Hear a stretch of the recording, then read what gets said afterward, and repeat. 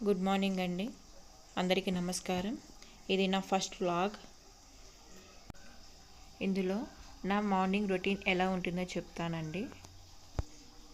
నా day start అవ్వడం పూజతో స్టార్ట్ అవుతుందండి. ఇప్పుడు ఎంచక్క ఫ్రెష్ అప్ అయిపోయి పూజ చేసుకున్న తర్వాత కొంతసేపు అలా 5 minutes or 10 minutes మెడిటేషన్ చేసుకొని ఇంట్లో పనులన్నీ కంప్లీట్ చేసిన తర్వాత చదువుకోవడానికి కూర్చుంటానండి.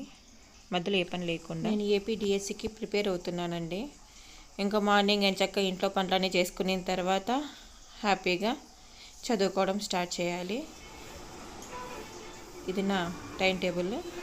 స్టార్ట్ చేయాలంటే బుక్ ఫస్ట్ టీ కంపల్సరీ కదండి. అయిన తర్వాత తెల్లవారి 3 గంటల నుంచి 5:30 వరకు ఒక సబ్జెక్ట్ తీసుకుంటాను.